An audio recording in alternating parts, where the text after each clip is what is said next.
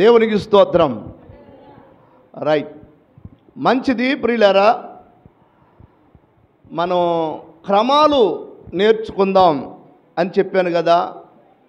ఈ రోజు నుంచి మనం దేవుని పిల్లలు క్రమాలు పాటించకపోతే ఎంత ప్రమాదమో అనే విషయాన్ని ప్రభు బైబిల్ గ్రంథంలో చెప్పినట్లుగా మనం చూస్తూ ఉన్నాం. ఆ దినమున అనేకులు యేసయ్యను చూచి, ప్రభువా ప్రభువా, మేము నీ నామములో దెయ్యాలను వెళ్ళగొట్టాం, మీ నామములో ప్రవచించాం, మీ నామములో అద్భుతాలు చేశాం, నీ నామములో ఎన్నో కార్యాలు చేశాం అని అంటే యేసయ్య అంటాడట ఆ రోజు, అక్రమము చేయువారులారా మీరెవరో నాకు తెలియదు పోండి అని అంటాడట. అంటే దేవుని సన్నిధిలో మనం గమనించవలసింది ఏంటి అని అంటే, అద్భుతం చేయటం దేవునికి అవసరం లేదు. అద్భుతాలు జరుగుతాయి కాదంటలేదు, కానీ అద్భుతాలు చేయటం వలనే పరలోకం వెళతారు అనుకోవటం అది పొరపాటు. దయ్యాలను వెళ్ళగొట్టాము కనుక మనం దేవునికి ఇష్టలు అనుకుంటే పొరపాటు. దయ్యాలు యేసుక్రీస్తు నామములో వెళ్ళిపోతాయి. ఆయనది శక్తి కలిగిన నామం కనుక ఆయన కృపను బట్టి దయ్యాలు వెళ్ళిపోతాయి. అయితే ప్రభువుకి కావాల్సింది ఏంటి అని అంటే, రేపు మనలో క్రమం చూస్తాడట ఆయన. ఆమేన్. అందుకే నేను ఏమంటున్నాను అని అంటే, దేవుని సన్నిధికి వచ్చే పిల్లలందరూ క్రమంగా ఉండాలి. అక్రమము చేయువారులారా మీరెవరో నాకు తెలియదు అని అంటాడట. అంటే దేవుని మందిరానికి వచ్చే వాళ్ళందరికీ క్రమం తెలియాలి, అక్రమంగా ఉండకూడదు. ఏది అక్రమం, ఏది క్రమం, ఈ విషయాలు మనకు తెలియాలి. లేకపోతే నువ్వు ఎంత భక్తి చేసినా, ఎంత ప్రార్థన చేసినా, ఎన్ని రోజులు మందిరానికి వచ్చినా, ఎన్ని ఉపవాసాలు ఉన్నా, నేను అంటున్నాను క్రమం తెలియకపోతే రేపు అక్రమము చేయువారులారా మీరెవరో నాకు తెలియదు అంటాడు దేవుడు. అందుకే దేవుని మందిరానికి వచ్చేవారికి కానుకలు ఇవ్వటమే కాదు, దేవుని మందిరానికి వచ్చేవారికి పాటలు పాడటమే కాదు, వాక్యం వినటమే కాదు, క్రమం తెలియాలి. రైట్, ఏది క్రమం అనే విషయాన్ని మనం ఆలోచిస్తే ఈ రోజుకి కొద్ది నిమిషాలు, రానున్న రోజుల్లో అన్ని క్రమాలు చెప్పడానికి ప్రయత్నం చేస్తాను.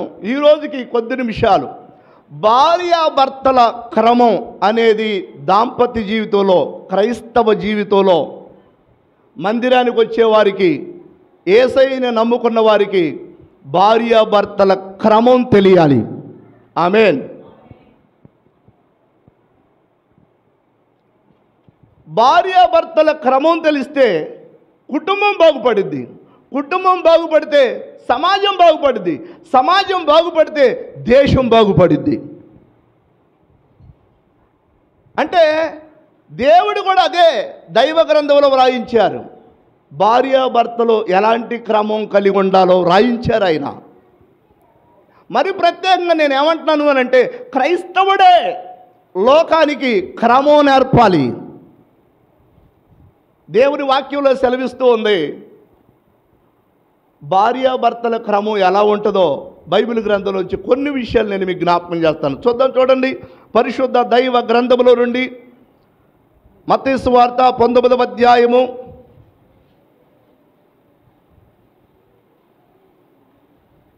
మత్తయి సువార్త 19వ అధ్యాయము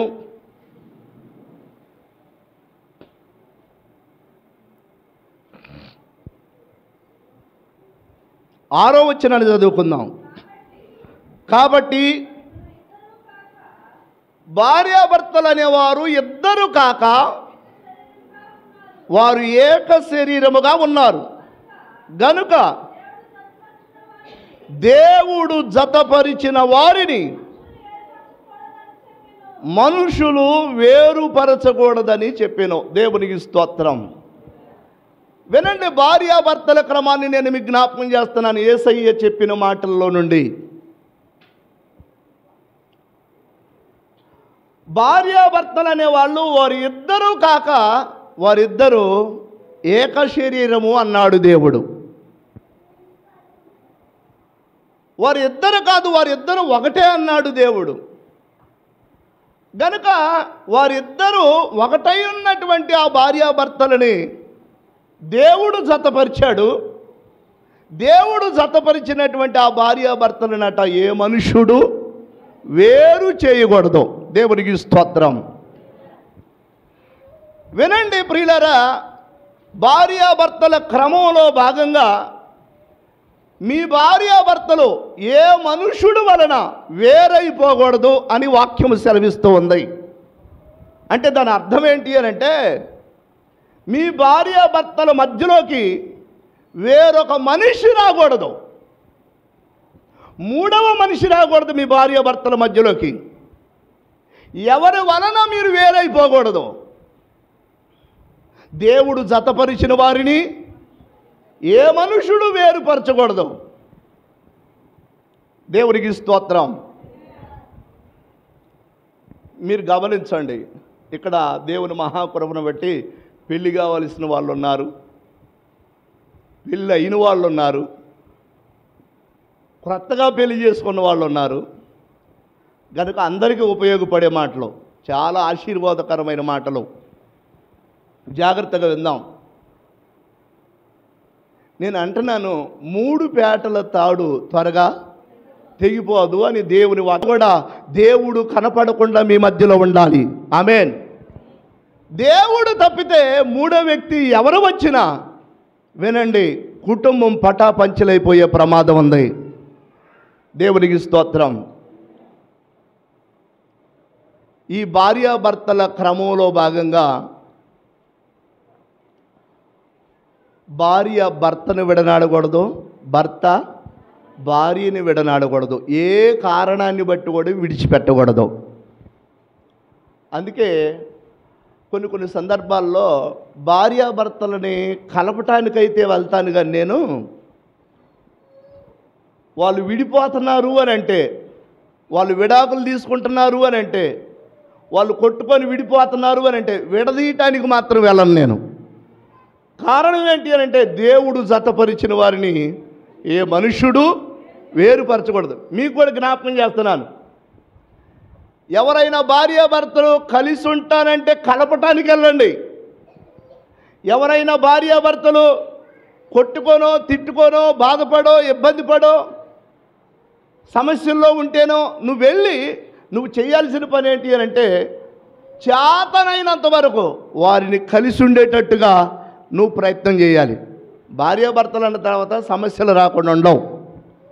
భార్యాభర్తలు అన్న తర్వాత చిన్న సమస్య పెద్ద సమస్య ఏదో ఒక సమస్య జీవితంలో వస్తూ ఉంటాయి. నీ అనుభవంలో నుంచి, దేవుని వాక్యములో నుంచి మందిరానికి వస్తున్న నీవు చేతనైతే ఇద్దరు భార్యాభర్తలను కలపాలే కానీ ఆ ఇద్దరు భార్యాభర్తలను విడదీయటానికి వీల్లేదు. ఎప్పుడు విడదీయటానికి వెళ్ళబాకండి. దేవునికి స్తోత్రం. అది మంచిది కాదు. చేతనైతే కలపండి. నేనేమంటున్నాను అని అంటే, మీ వలన ఒక సంసారం విడిపోకూడదు. ఇంకొక మాట కూడా చెప్తున్నాను, ఇద్దరు భార్యాభర్తల మధ్యలోకి నువ్వు వెళ్ళి ఆ భర్త యొక్క భార్యని ప్రలోభ పెట్టో, మాయమాటలు చెప్పో, వారిద్దరూ పచ్చగా సుఖంగా సంతోషంగా సంసారం మంచిగా చేసుకుంటూ ఉంటే మధ్యలోకి వెళ్ళి ఆ అమ్మాయిని ప్రలోభ పెట్టో, మాయమాటలు చెప్పో, ఏదో ఆకర్షించో, నీ మాటల వలనో నీ వస్త్రాల వలనో నీ ప్రవర్తన బట్టో నీ అందాన్ని బట్టో పొరుగువాడి భార్యని ఆకర్షించి నీ వలలో వేసుకొని నువ్వు అనుభవిస్తే, నేనంటున్నాను, వారిద్దరి మధ్యలోకి నువ్వు వెళ్ళి వారి భార్యాభర్తలను విడదీయటానికి కారణం నువ్వు అయ్యావు కనుక, వారిద్దరు విడిపోవటానికి మధ్యలో నువ్వు వెళ్ళి వలేసావు కనుక ఆ శాపం వినండి, ఎవడైతే వలేసి ఆ ఇద్దరు భార్యాభర్తలను విడదీశాడో ఆ శాపం తరతరాలకు ఉండే ప్రమాదం ఉంది. ఆ నష్టం వినండి, విడదీసిన వాడికి వారి పిల్ల తరానికి ఆ శాపం కొట్టుకునే ప్రమాదం ఉంది, మీకు తెలీదు. అందుకే నేనేమంటున్నాను అనంటే, మీ వలన ఏ భార్యాభర్త విడిపోకూడదు. దేవునికి స్తోత్రం. పొరుగు భార్యల దగ్గరకు పోయి సకిలించబాకండి. పొరుగువాడి భార్య దగ్గరకు పోయి ఈగిలించొద్దు. పొరుగువాడి భార్య దగ్గరకు పోయి ఆకర్షించడానికి ప్రయత్నం చేయొద్దు. మాటల్లో ఆకర్షించడానికి ప్రయత్నం చేయొద్దు. నీ అందాన్ని బట్టి ఆకర్షించడానికి ప్రయత్నం చేయొద్దు. నీ ప్రవర్తనను బట్టి ఆకర్షించడానికి ప్రయత్నం చేయొద్దు. నేను అంటున్నాను, వాళ్ళు ఒకవేళ నిన్ను బట్టి విడిపోతే ఆ శాపం, నేను చెప్తున్నాను, తరతరాలకి ఎవరి వలనైతే విడిపోయారో వారి మీదకి వచ్చే ప్రమాదం ఉంది. అందుకే ఎవరు భార్యల జోలికి బాబాకండి. దేవుడికి స్తోత్రం. భార్యాభర్తల క్రమం ఇది, విడదీయకూడదు. దేవుని వాక్యం, దేవుని ఆజ్ఞ, దేవుడు జతపరిచిన వారిని మనుషుడు విడదీయటానికి వీల్లేదు. విడదీస్తే నష్టపోతావు నువ్వే. దేవుడికి స్తోత్రం. సరే, ఒకవేళ భార్యాభర్తలో ఏదైనా కారణాన్ని బట్టి విడిపోవచ్చా? విడిపోకూడదా? ప్రభు ఒక మాట చెప్పారు. ఏమని అంటే, ఒక వ్యభిచార కారణమును బట్టి కాక ఇంకా ఏ కారణమును బట్టి కూడా భార్యాభర్తలు విడిపోవటానికి దేవుడు ఒప్పుకోలేదు. అది నువ్వు క్షమించలేని మనసుంటే, భార్య ఒకవేళ వ్యభిచారము చేస్తూ ఉండగా పట్టబడితే సహించలేక, తట్టుకోలేక, బాధని ఇముడ్చుకోలేక, అది నీకున్న పరిస్థితిని బట్టి క్షమించే మనసు నీకు రాకపోతే అప్పుడు విడిపోమన్నాడు. కానీ ఇంకా ఏ కారణాన్ని బట్టి కూడా నీ భార్యని నువ్వు విడిచిపెట్టడానికి వీల్లేదు, నీ భర్తని నువ్వు విడిచిపెట్టడానికి వీల్లేదు. నేను ఏమంటున్నాను అని అంటే, దేవుని వాక్యాన్ని బట్టి మీకు జ్ఞాపకం చేస్తున్నాను.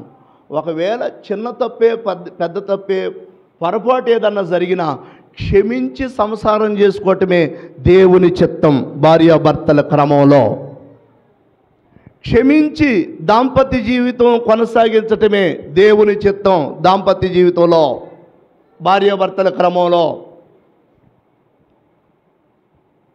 బైబిల్లో కింద ఒక మాట రాయబడి చూడండి. మత్తయి సువార్త 19వ అధ్యాయము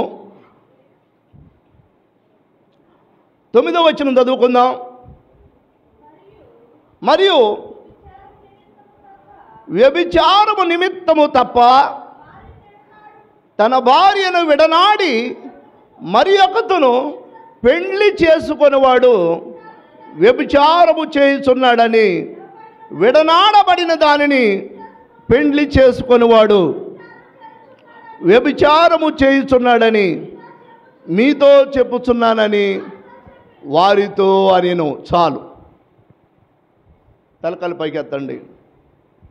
ఈ వాక్యాన్ని బట్టి మీకు తెలియపరిచేది ఏంటి అని అంటే, భార్య బ్రతికి ఉండగా, వినండి, భార్య బ్రతికి ఉండగా వేరొక స్త్రీని పెళ్లి చేసుకుంటే అది సంసారం కాదు, అది వ్యభిచారం. అలాగే భర్త బ్రతికి ఉండగా ఆ భర్తను వదిలిపెట్టి వేరొక పురుషుణ్ణి పెళ్లి చేసుకుంటే అది సంసారం కాదు, అది వ్యభిచారం అని వ్రాయబడి ఉంది బైబిల్లో. అందుకే దేవుని పిల్లలుగా నేను మీకు జ్ఞాపకం చేస్తున్నాను, మీరు సంసారం చేయాలా, వ్యభిచారం చేయాలా? వినండి, సంసారమే చేయాలి భార్యాభర్తలు. భార్య బ్రతికి ఉండగా ఇంకొక పెళ్లి చేసుకోవడానికి వీలు లేదు. భర్త బ్రతికి ఉండగా ఇంకొక పెళ్లి చేసుకోవటానికి వీలు లేదు. దేవునికి స్తోత్రం. గనుక ప్రభునందు ప్రియులారా గమనించాలి, దేవుడు ఒప్పుకోడు. మరి ఎప్పుడు పెళ్లి చేసుకోవచ్చు అని అంటే, ఒకవేళ భర్త చనిపోతే, భార్య విధవరాలైతే, ఆమె పెళ్లిలో చేసిన నిబంధన, పెళ్లిలో చేసిన ప్రమాణం తీరిపోయింది కనుక భర్త చనిపోతే ఆమె విధవరాలైతే అప్పుడు పెళ్లి చేసుకోవచ్చు. ఇది క్రమం. భర్త బ్రతికి ఉండగా పెళ్లి చేసుకోవటానికి వీలు లేదు. అందుకే నేను ఏమంటున్నాను అంటే, ఎన్ని ఇబ్బందులు వచ్చినా, ఎంత కష్టం వచ్చినా ఒకరినొకరు క్షమించుకొని ముందుకెళ్ళటమే దేవుని ఆశీర్వాదం ఆ కుటుంబం మీద ఉంటుంది. అదే భార్యాభర్తల క్రమం. ఎందుకంటే భర్త చనిపోకుండా ఇంకొక పెళ్లి చేసుకోవటానికి వీల్లేదు. ఒకవేళ చేసుకుంటే అది వ్యభిచారం అయిందట. అలాగే భార్య బ్రతికుండగా కూడా మరొక పెళ్లి చేసుకోవటానికి వీల్లేదు పురుషుడు. ఆమెను వదిలిపెట్టి ఇంకొక అమ్మాయిని పెళ్లి చేసుకుంటే వ్యభిచారం అయిందట. 600 106 కడదాకా ఈ ఇద్దరు కలిసి వెళ్ళాల్సిందే. దేవుని స్తోత్రం. ఎప్పుడు దాకా? చనిపోయేదాకా. ఆ రోజే బంధాలు తెగిపోతాయి. అప్పుడు దాకా తెగకూడదు. ఇన్ని బాధలు వచ్చినా అప్పుడు దాకా తెగటానికి వీల్లేదు. అయితే దేవుడు ఒక మాట సెలవిచ్చాడు, విధవరాలైతే ఆమె పెళ్లి చేసుకోవచ్చు. అలాగే భార్య చనిపోతే ఈయన కూడా పెళ్లి చేసుకోవచ్చు. ఈ క్రమం దేవుడు బైబిల్లో పెట్టాడు. చాలామందికి ప్రియులారా, నేను ఇవి ఎందుకు చెప్తున్నానంటే, చాలా ఊళ్ళలో ఇవి చెప్పక ప్రార్థనకు రావటం అని అంటే మందిరానికి రావటం, బాప్తీసి తీసుకోవటం, బలారాధనలో పాల్గొనటం, ఉపవాసం ఉంటే ఉండటం, ఇట్లా ప్రార్థన చేసుకోవటమే తెలుసు. కానీ ఒక క్రైస్తవుడు భార్యాభర్తల క్రమం ఎలా ఉండాలో చాలామందికి తెలియక, చెప్పిన వాళ్ళు లేక భార్య బతికొండగానే పెళ్లి చేసుకున్న వాళ్ళు ఎంతోమంది, భర్త బతికొండగానే పెళ్లి చేసుకున్న వాళ్ళు ఎంతోమంది. నేను అంటున్నాను, తెలియక చేశారు చాలామంది అవి. అయితే వాక్యం, దేవుని వాక్యం మీకు అర్థమవుతుంది, దేవుని క్రమం మీకు అర్థమవుతుంది, దేవుని సత్యం మీకు తెలుస్తుంది కనుక మీరు ధన్యులు. ఆమేన్. పెళ్లి చేసుకోవాల్సిన వాళ్ళు గుర్తుపెట్టుకోండి, కొత్తగా పెళ్ళి అయిన వాళ్ళు గుర్తుపెట్టుకోండి, పెళ్ళి అయిన వాళ్ళు గుర్తుపెట్టుకోండి. దేవునికి స్తోత్రం. రైట్, ఇంతవరకు బాగానే ఉంది. నేను ఏమంటున్నాను అని అంటే, భార్యాభర్తల క్రమంలో భాగంగా అక్కడే చూడండి, భర్తట తమ తల్లిదండ్రులను విడిచి తన భార్యను హత్తుకొనవలెను అని రాయబడి ఉంది. అందరూ నాతో పాటు అనండి, భర్త తన తల్లిదండ్రులని విడిచి భార్యను హత్తుకొనవలెను. పెళ్ళి అయిన తర్వాత ఏం చేయాలి? ఆ మాట చదవండి మళ్ళీ ఒకసారి. మత్తయి సువార్త 19వ అధ్యాయము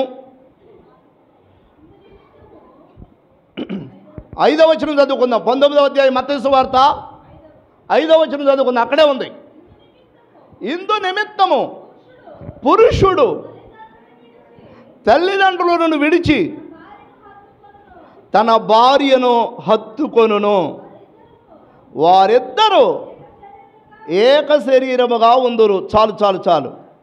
ఇందు నిమిత్తము పురుషుడు ఏం చేయాలి? తల్లిదండ్రులను విడిచి భార్యను హత్తుకోవాలి. ఇది నేను అంటున్నాను, దైవ ధర్మం, భార్యాభర్తల క్రమం. కొంతమంది తెలియక మాట్లాడే మాటలు ఏంటి అని అంటే, ఈ పెద్దోళ్ళకి పాపం తెలియక మాట్లాడే మాటలు ఏంటి అని అంటే, లోక సామెతలు వాడుతూ ఉంటారు వీళ్ళు. బెల్లం అయిందని అంటే, భార్య రాగానే ఇంకా ఆటోమేటిక్గా మమ్మల్ని పట్టించుకోవట్లేదు ఈడు. మాకు అసలు ఆ వచ్చిన కోడలు మాకు వేరు చేసేసింది, మమ్మల్ని దూరం చేసేసింది, మాకు కాకుండా చేసింది. ఎవరట కాకుండా చేసింది? వచ్చిన కోడలు. అసలు వాక్యం ఏం చెప్తుందో తెలుసా? దేవుని వాక్యం ఆది కాలంలోనే ఈ మాట రాయబడి ఉంది. ఆది కాలంలోనే, ఆది కాండము 2వ అధ్యాయంలోనే రాయబడి ఉంది. ఒకసారి చదవండి. ఆది కాండము 2వ అధ్యాయంలో కూడా ఇదే మాట ఉంటుంది. తీయండి, బైబిల్ తీయండి. ఆది కాండం 2వ అధ్యాయం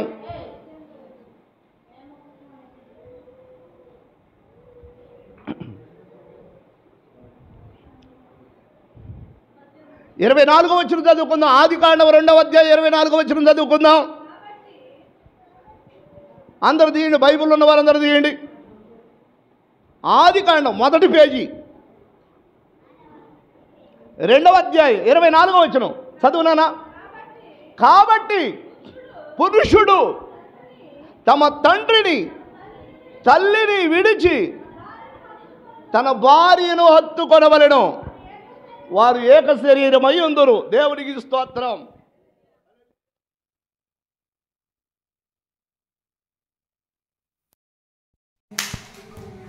పురుషుడు తన తల్లిని తండ్రిని విడిచి తన భార్యను హత్తుకొనవలెను. దేవునికి స్తోత్రం. అందరు నాతో పాటు అనండి. పురుషుడు తమ తల్లిదండ్రులను విడిచి తన భార్యను హత్తుకొనవలెను. నేను ఏమంటున్నానంటే ఇది దైవ క్రమమే. ఏది దైవ క్రమం? తల్లిదండ్రులని విడిచిపెట్టడం దైవ క్రమమే. మీరు ఒప్పుకున్నా ఒప్పుకోకపోయినా, మీకు కొంచెం కఠినంగా అనిపించినా వినండి. వారు తల్లిదండ్రులను పెళ్ళైన తర్వాత వారు తల్లిదండ్రులను విడిచి పక్కకెళ్ళి వినండి, వాళ్ళు ఏక శరీరంగా ఉండటం దేవుని చిత్తం. మా ఇంట్లోకి వచ్చింది, అడుగు పెట్టింది. ఇంతకుముందు నా కొడుకు ఎంత చక్కగా మాట్లాడేవాడో నాతో, ఇంతకుముందు ఎంత బాధ్యతగా ఉండేవాడో, ఏ విషయమైనా నాకు చెప్పకుండా చేయడం. అది వచ్చింది ఎవరు? నా కాకుండా వేసేసింది. నేను ఏమన్నానంటే దేవుని పిల్లలుగా నీకు జ్ఞాపకం చేస్తాను. బైబిల్ గ్రంథంలో రాయబడిన మాట, పురుషుడు తన తల్లిదండ్రుల్ని విడిచిపెట్టాలి. నేను ఏమంటానంటే విడిచిపెట్టడం అంటే అసలు పట్టించుకోకుండా ఉండమని కాదు. విడిచిపెట్టడం అంటే తల్లిదండ్రులను విడిచిపెట్టడం అంటే గౌరవించకుండా ఉండమంటాం కాదు. తల్లిదండ్రులను గౌరవించాలి, తల్లిదండ్రులను ప్రేమించాలి, తల్లిదండ్రులు ఆపదలో ఉన్నప్పుడు ఆదుకోవాలి, తల్లిదండ్రులు బాధలో ఉన్నప్పుడు బాధ్యతగా చూపించాలి, వారిని సన్మానించాలి. ఎవరిని? తల్లిదండ్రులు. కానీ తల్లిదండ్రులకి కొంచెం దూరంగా జరగాలి. వినండి, తల్లిదండ్రులకి కొంచెం దూరంగా జరగాలి. ఎవరు జరిగేది? కొడుకు కోడ. పెళ్ళైనటువంటి పిల్లలు తల్లిదండ్రులకి కొంచెం దూరంగా జరగాలి. ఏనండి, తల్లిదండ్రులను విడిచి అన్నాడా? తల్లిదండ్రులతో కలిసి ఉన్నాడు. కలిసి అన్నాడా? మరే విడిచిపెట్టట్లేదు. కొంతమంది 20 సంవత్సరాలైనా తల్లిదండ్రులు విడిచిపెట్టరు. ప్రతిదీ తల్లిని చేసుకొచ్చి, ఇవాళ బచ్చల కూర పప్పు వండుకోవడమే, ఇవాళ ఉప్పు తక్కువైంది పప్పులో, ఇవాళ అట్ట జరిగింది, ఎట్ట జరిగింది. నేనేమంటున్నా అంటే ఉల్లిపాయ ఎల్లిపాయ సంగతి, ఉల్లిపాయ సంగతి, పప్పు సంగతి, ఉప్పు సంగతి ఇంకా నీ తల్లితో చెప్తే నేనేమంటున్నాను అంటే అది క్రమం కాదు. దేవునికి స్తోత్రం. మీకు నచ్చినా నచ్చకపోయినా ఇదే క్రమం. విడిచిపెట్టాలి. ఎవరిని? తల్లిదండ్రులను విడిచిపెట్టాలి. బాధపడద్దు మీరు అసలు. వాళ్ళు సపరేట్ ఉండటం మంచిది. అది వాక్య సత్యం, వాక్య క్రమం. పెళ్ళైన తర్వాత తల్లిదండ్రులను విడవాలి పిల్లలు. అప్పుడే వాళ్ళకు బాధ్యతలు తెలుస్తాయి. తప్పకుండా దేవుడు వారిని ఆశీర్వదిస్తాడు.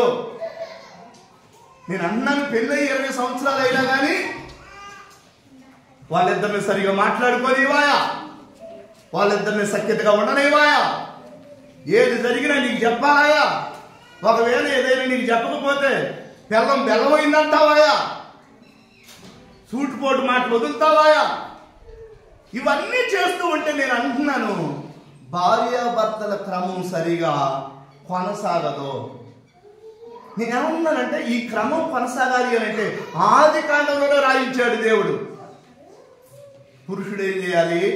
తల్లిదండ్రుల్ని వదిలేయాలి. దేవునికి స్తోత్రం. హల్లెలూయా. వదిలేయడమే మంచిది. అంటే పట్టించుకోకుండా ఉండొద్దని కాదు, పట్టించుకోకుండా ఉండమని కాదు, పట్టించుకోవాలి. కానీ వాళ్ళు కొంచెం దూరంగా జరగాలి, మీకు దూరంగా జరగాలి. మీకు దూరంగా ఉండాలను. ఇది భార్యాభర్తల యొక్క క్రమం. నేనేమంటున్నానంటే, ఒక కొత్త పాడలు వస్తారు, వచ్చిన వెంటనే ఏరిపోయమంటలా, నేను వచ్చిన వెంటనే వినండి పక్కకు నెట్టేయమంటలా. వారికి కొన్ని తెలియని విషయాలు ఉంటే తెలియపరుస్తూనే, వారికి తెలియనటువంటి పనులు చేపిస్తూనే, వారికి ఏ బాధ్యత ఎలా చెప్పాలో ఆ బాధ్యత చెబుతూనే, ఏ పరిస్థితుల్లో ఎలా ఉండాలో నేర్పుతూనే, వినండి త్వరగా వారిని ఏం చేయాలి? దూరం పెట్టాలి, త్వరగా దూరం పెట్టాలి. దేవుడు అన్నాడు అసలు పెళ్ళైన వెంటనే తల్లిదండ్రుల్ని విడిచి భార్యను ఎత్తుకోవాలి. దేవునికి స్తోత్రం. ఇది క్రమం. సరే, విషయానికి వచ్చేద్దాం. మా పురుషుల గురించి నేను మీకు జ్ఞాపకం చేస్తాను. మీ భార్యలతో, భార్యాభర్తల క్రమంలో భాగంగా మీ భార్యలతో ఏదైనా లోపం నీ భార్యలో కనపడితే, ఏదైనా పొరపాటు నీ భార్యలో కనపడితే, నేను అంటున్నాను, తృణీకరించి మాట్లాడొద్దు, గేలి చేసి మాట్లాడొద్దు, అవమానపరిచి మాట్లాడొద్దు. ఎందుకంటే దేవుడట మన భార్యని మన కాల్లో ఉన్న ఎముకతో చేయలేదట, మన తల మీద ఉన్న ఎముకతో కూడా చేయలేదట, మనతో సరి సమానంగా ఉండే పక్కటి ఎముకను తీసి చేశాడట దేవుడు. అందుకే నేను ఏమంటున్నానంటే, భార్య ఎప్పుడు నా కాళ్ళ కిందే ఉండాలి అనుకోవటం అది భార్యాభర్తల క్రమం కానే కాదు. నీ కాళ్ళ కింద ఉండకూడదు, నీ భార్య నీతో సరి సమానంగా ఉండాలి. అందుకే పక్కటి ఎముకను తీశాడు, కాల్లో నుంచి తీయలే దేవుడు. దేవుడు అంటాడు, నీ భార్య నీకు సాటి అయిన సహాయకురాలు.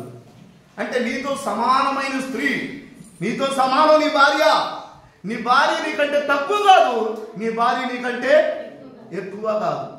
భార్యాభర్తల క్రమంలో ఇది గమనించాలి. చాలా మంది ఏమనుకుంటారంటే, భార్య అంటే వాడుకొని వదిలేసే ఒక పాత్ర అనే పిచ్చి ఆలోచన ఇంకా పల్లెటూరులో కొనసాగుతుంది.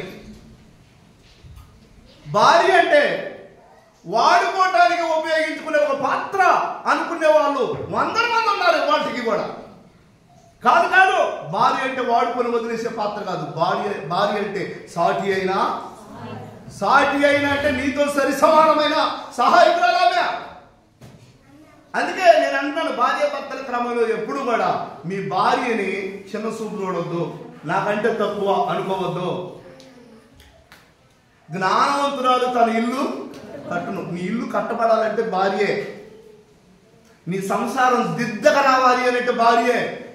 ఎప్పుడు సులకనగా చూడొద్దు భార్యని. నీ కుటుంబం దీవించబడాలి అంటే నీ భార్య చేసే ప్రార్థనే. జ్ఞానవంతురాలైన భార్య తన ఇల్లు కట్టిద్దట, కట్టే భార్య, సంసారాన్ని కట్టే భార్య. ఒక్కోసారి మీకు తెలుసో లేదో, ఇంట్లో ఉప్పు లేకపోయినా పప్పు లేకపోయినా నిన్ను అడగకుండా కూడా, ఆ రోజు తినటానికి ఏమీ లేకపోయినా నిన్ను అడగకుండా కూడా, అయ్యా ఈ రోజు ఇంట్లో ఉప్పు లేదు పప్పు లేదని ఏదించకుండా, ఏ పక్క ఇంటికో వెళ్ళి, ఏ ఇరిగింటికో పొరుగింటికో వెళ్ళి, బియ్యం అయిపోయినాయి అమ్మ, ఇంట్లో అస్సలు కొద్దిగా లేవు, మళ్ళీ నా రోజుల్లో తీసుకొచ్చి ఇచ్చేస్తా అని చెప్పేసి ఒక సోళ్ళ బియ్యం అడక్కొచ్చి నీ ఇంట్లో నీకు తెలియకుండా వండిన రోజులు ఎన్నో ఉన్నాయి. జ్ఞానవంతుల ఇల్లు కట్టింది, అంత బాధ్యత ఉంటుంది భార్యకి.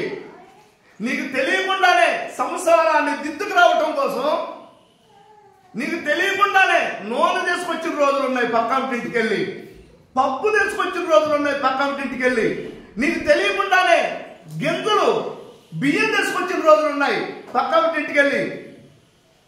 నువ్వు వచ్చి ఇంటికి వచ్చి అన్నవై అని చెప్పేసి బాస్పెట్లు వేసుకొని కూర్చొని అన్నం వేపించుకొని తింటావు. ఇది ఎక్కడి నుంచి వచ్చింది? ఇంట్లో అసలు రూపాయి లేదుగా, ఎలా ఉండేవో అని కూడా అడగవు నువ్వు. నేను అంటున్నాను, దేవుని పిల్లలుగా స్త్రీలు భార్యలు కుటుంబాలు కట్టేవాళ్ళు. అంత బాధ్యతగా ఉండాలి స్త్రీలు కూడా. కొంతమంది నువ్వు చేసరా నేను వండి పెడతాననే వాళ్ళు కూడా ఉన్నారు. నువ్వు చేసరాకపోతే నేను ఎక్కడ వండి పెట్టేది అనేవాళ్ళు కూడా ఉన్నారు. కాదు కాదు, నువ్వు జ్ఞానవంతురాలు అయితే చెప్పవలసిన రీతిలో నీ భర్తకు చెప్పుకొని, అవసరమైతే నువ్వు నీ కడుపు మార్చుకొని నీ పిల్లలకి నీ భర్తకి భోజనం పెట్టుకొని సంసారాన్ని దిద్దుకోవాలి. అది జ్ఞానం కలిగిన భార్య చేసే పని. సద్దన్నం తిన్న అమ్మాయి కంట కొంతమందికి బాధ్యతలు తెలియవు. వినండి వినండి, బాధ్యత కలిగిన స్త్రీ అట ముందే బొగ్గలు ఆడించుకుంటూ తిందాట. ఏం చేసింది మరి? వినండి, పిల్లలు తిన్నాక భర్త తిన్నాక వినండి, మిగిలితే తింటదట. ఒక్కోసారి మిగలకపోతే కళ్ళము నీళ్లు కాచుకుంటూ పిల్లలు భర్త తిన్నారు లేని సంతోషంతో బతికించిందట. అంత బాధ్యత కలిగిన స్త్రీ భార్య. అందుకే నేను ఏమంటున్నానంటే, పురుషులు ఎప్పుడు కూడా భార్యని సులకరగా ఆలోచించకూడదు, నాకంటే తక్కువ అని అనుకోకూడదు. నీ ఇల్లు కట్టేది స్త్రీయే, నీ సంసారాన్ని దిద్దేది స్త్రీయే. ఒకసారి బైబిల్ గ్రంథంలో వినండి, ఎల్కానా అనే ఒక భక్త ఉన్నాడు. జాగ్రత్తగా ఎల్కానా అందరానండి, ఎల్కానా. ఆయనకి భార్య ఉంది, ఆమె పేరు అన్న. అయితే ఎల్కానా ఒకరోజు భార్య దగ్గరికి వెళ్ళాడు. భార్య దగ్గరికి వెళ్తే భార్య వినండి బాధతో ఏడుస్తుంది, భయంకరంగా ఏడుస్తుంది. ఏదమ్మా ఎందుకు ఏడుస్తున్నావు అని చెప్పి భార్యని అడిగాడు.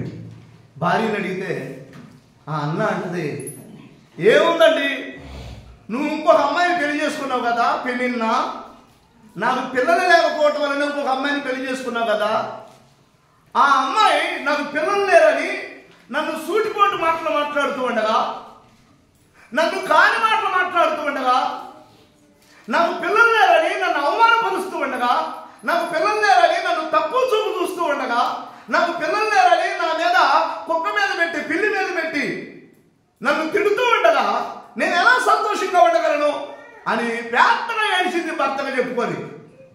అలా పెద్దగా భర్తగా చెప్పుకొని అడవగా వినండి, అతను అంటాడు, భర్త అంటాడు, ఎల్కానా అంటాడు, ఎంత మంచోడో, అమ్మాయి 10 మంది పిల్లల కంటే నేను ఎక్కువైన వాడిని కాదా నీకు? దేవుడికి స్తోత్రం చెప్పండి.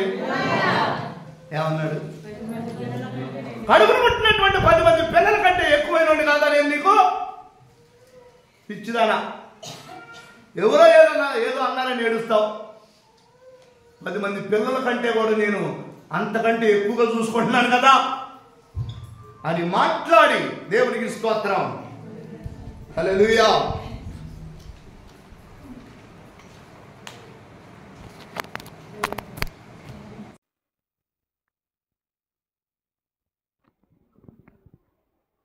రైట్, 10 మంది పిల్లల కంటే నేను ఎక్కువ వాడిని కదా, అంత బాగా చూసుకుంటున్నాను కదా, ఎందుకు ఏడుస్తావు పిచ్చిదానా అని చెప్పేసి భర్త భార్యని మాటల చేత ఆదరించాడు. దేవునికి స్తోత్రం. ఇట్లాంటి భర్తలు ఎంతమంది?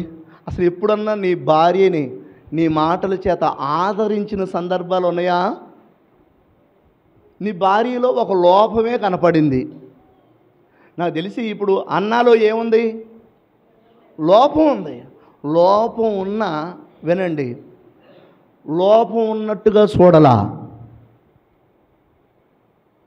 దుఃఖపడుతున్న సమయంలో, బాధపడుతున్న సమయంలో, ఏడుస్తూ ఉన్న సమయంలో భర్తగా ఎల్కానా ఏం చేశాడు అని అంటే తన భార్యని తన మాటల చేత ఆదరించాడు. ఎప్పుడన్నా నీ భార్య ఏడుస్తుంటే ఆదరించావా? నాకు తెలిసి నీ భార్య ఏడుస్తూ ఉంటే ఆ బాధను తట్టుకోలేక అత్త అన్న మాటను బట్టో, తోటికోడలు అన్న మాటను బట్టో, ఇరుగు పొరుగు వారు అన్న మాటను బట్టో, మావన్న మాటను బట్టో, వచ్చిన సమస్యను బట్టో ఏడుస్తూ పక్కలో పనుకుంటే, మంచంలో పనుకుంటే వినండి వినండి, మీరు కొంతమంది మీ తల్లిదండ్రుల దగ్గరికి వెళ్ళి అన్నం తినరాలా కాముగా వెళ్ళి? భార్య ఇక్కడ ఏడుస్తూ ఉంటే నాకేం పట్టిందిలే అన్నట్టుగా చుట్టాలు ఇంటికెళ్ళి బోధినరాలా? భార్య ఇక్కడ కన్నీరు గారుస్తూ ఉంటే ఆదరించవలసిన నీవు కమ్మంగా హోటల్కి వెళ్ళి బిర్యానీ తినరాలా? ఇదే సందని. దేవునికి స్తోత్రం. నేను అంటున్నాను, దేవుని పిల్లలుగా మీ భార్యని, ఒకవేళ లోపం ఉన్నటువంటి మీ భార్య, లోపమే ఉందనుకుందాం, ఏదో ఒక లోపమే కనపడింది అనుకుందాం, నేను అంటున్నాను తృణీకరించొద్దు, సూటిపోటు మాటలనొద్దు, కాని మాటలు నీ భార్యని అనొద్దు. లోపం కనపడింది. వాళ్ళు దుఃఖంలో ఉన్నప్పుడు ఒక భర్తగా నువ్వు చేయవలసిన పని ఏంటి అని అంటే, ఆ భార్యను నువ్వేం చేయాలి? ఆదరించాలి. నీ మాటల వలన నీ భార్య ఆదరించబడాలి. ఏమైనా గుర్తుందా నీ జీవితంలో ఎప్పుడన్నా ఆదరించిన పరిస్థితి? నీ మాటల చేత ఒకసారి అనుకోండి, నా భార్య చాలాసార్లు నా మాటల చేత ఆదరించబడింది అనుకోండి. మీరు అనుకోలేరు. దేవునికి స్తోత్రం. ఇది భార్యాభర్తల క్రమం. ఆమేన్. సరే, మా వాళ్ళ గురించి చెప్పాను కదా, మీ గురించి కూడా చెప్పాలిగా. మరి మా వాళ్ళు ఎలా ఉండాలో చెప్పాను కదా. మా వాళ్ళ గురించి ఇంకొక మాట చెప్పి మీ గురించి చెప్తా. ఇస్సాక్కి పెళ్ళయింది. జాగ్రత్తగానండి. పెళ్ళయిన తర్వాత ఇస్సాకు భార్య పేరు ఏం పేరు? రెబకా. ఎవరు తీసుకొచ్చారు భార్యగా? రెబకాని ఎవరు తీసుకొచ్చారు? ఎలియాజరు తీసుకొచ్చాడు. వినండి, అబ్రహాము కుమారుడైన ఇస్సాకుకి పిల్లని ఎవరు తీసుకొచ్చారు? ఎలియాజరు తీసుకొచ్చాడు. తీసుకొచ్చి పెళ్లి చేశాడు. దేవునికి స్తోత్రం. పెళ్ళయింది. పెళ్ళైన తర్వాత 1 సంవత్సరం చూశారు, పిల్లలు కలగల. 5 సంవత్సరాలు చూశారు, పిల్లలు కలగల. 15 సంవత్సరాలు చూశారు, ఇస్సాక్కి పిల్లలు కలగల. ఇస్సాక్కి 20 సంవత్సరాలు వచ్చినాయి. 20 సంవత్సరాలు వచ్చిన రెబకాకి పిల్లలు కలగల. పిల్లలు కలగకపోతే దౌర్భాగ్యురాలా, నేను నిన్ను పెళ్లి చేసుకున్నాను, 20 సంవత్సరాలైనా పిల్లలు కలగలేదు, నువ్వు నా వదుపో అని అన్నాడా? మరి ఏమన్నాడు? ఏం చేశాడో తెలుసా? భర్తగా ఇస్సాకు ఏం చేశాడంటే దేవునికి ప్రార్థన చేశాడు. దేవునికి స్తోత్రం. ప్రార్థన చేశాడు. ఏంటి ప్రభువా, నా భార్య పరిస్థితి ఏంటి, నా పరిస్థితి ఏంటి ప్రభువా అని బాధ్యతగా వినండి ప్రార్థన చేశాడు. ప్రార్థన చేయగా ప్రభు కనికరించి 20 సంవత్సరాల తర్వాత, పెళ్ళైన 20 సంవత్సరాల తర్వాత రెబకా గర్భాన్ని తెరిచాడు. ఆ గర్భంలో 2 కవ్వాలు పిల్లలు ఉన్నారు. ఎవరు వాళ్ళిద్దరు? యాకోబు, ఏశావు. దేవునికి స్తోత్రం. నేనేమంటున్నాను అని అంటే, భర్తగా నువ్వు చేయవలసిన పని ఏంటి అని అంటే, నీ భార్యకి ఏదైనా సమస్య ఉంటే నువ్వు చేయాల్సింది ఏంటి అని అంటే, విడిచిపెట్టొద్దు, ప్రార్థన చేయాలి. ప్రార్థన చేయాలి. ఇది భార్యాభర్తల క్రమం. సరే, విషయానికి వద్దాం.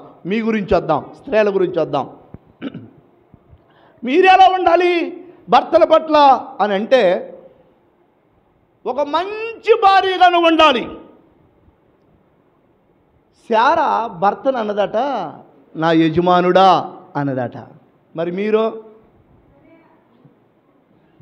అబ్బాయి సురేషు ఇట్లా, అబ్బాయి మరిదాసా ఇట్రా. నేనేమంటున్నాను అని అంటే, మీ భర్తల్ని మీరు పేరు పెట్టి పిలవద్దు. దేవునికి స్తోత్రం. అది మీకు గౌరవం కాదు. ఏమండి అనొచ్చుగా, తప్పే ఉంది. మామయ్య బావ అనకపోయినా